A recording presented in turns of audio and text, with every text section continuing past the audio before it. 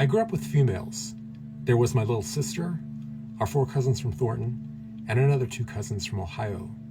We always played together, went to the drive-ins, went camping, and went to the same church together. My 4 cousins from Thornton lived in a house up the hill from our church. It was a house which, for a number of different reasons, was host to all manner of paranormal phenomena.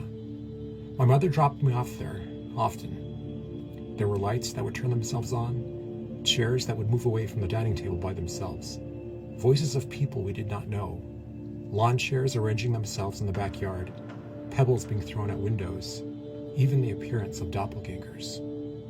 One afternoon in the early 80s, my sister and I sat with my cousins on their couch in the family room. My mother was in the kitchen talking to her sister and my Aunt Sherry on the phone. There was a sudden commotion, and we all ran to the window as we watched our Aunt Sherry coming up the walk to the house.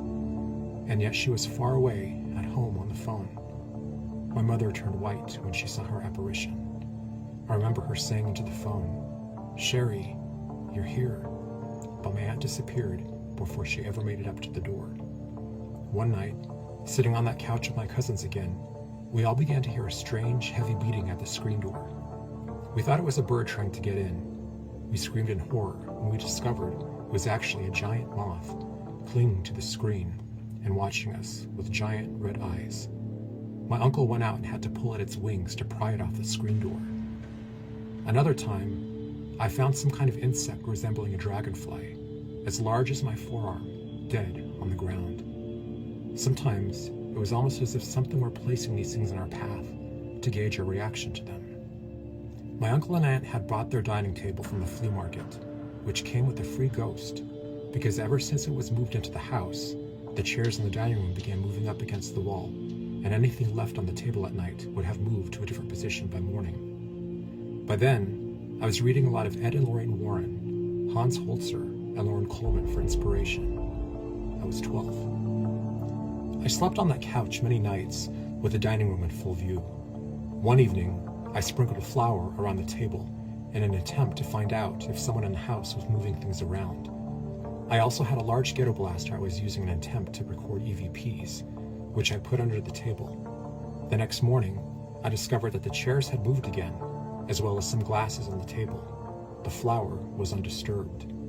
And also, there were the sounds of a grandfather clock striking on my tape, which my cousins did not own. Perhaps the people they bought the table from did.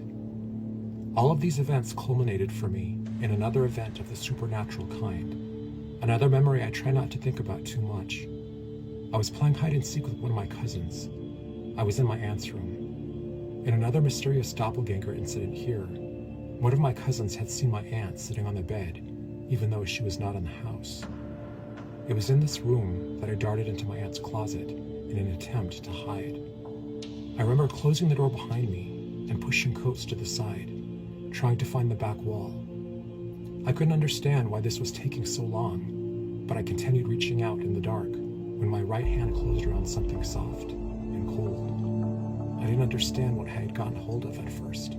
It was firm but squishy, and I moved my hand further down, my left grasping a coat for balance. Then I knew what it was, because my hand had come to rest around an old, wrinkled elbow, and I realized with horror that I was holding onto a cold, dead arm. I exploded from the closet screaming, knowing only my cousin and myself were in the house. I was hyperventilating when my cousin found me. As a Native American, I was prepared for visits from messages from ancestors. Why did other spirits in other places have to be so terrifying? My cousin told everyone what had happened, but it was nothing my family hadn't heard before. It was just another scary thing we didn't talk about. It wasn't until Steven Spielberg's Poltergeist came out in 1982 that we felt comfortable talking to other families about our experiences. And yet I still slept on that couch, defiant, alone, still waiting, still listening late into the night for the things that could induce fear with hardly any attempt. I was only 12, a weird kid with a weird scar on his finger, hanging out in the occult section of the library. If ever I had felt frightened, harassed, violated, or hunted by spirits, I was determined now to be the hunter. After all, I came from a tribe of hunters. So, Armed with a bag of flour and a ghetto blaster, I was ready. In the next and final episode, told to me by my mother and her sister who both survived it, the first ghost story I ever heard is still the scariest ghost story I've ever heard. My name is Christopher Allen Brewer. I've appeared on several supernatural programs. You can follow me on Facebook through the Future Ghost page and my website, thespiritchasers.com. Thank you for watching.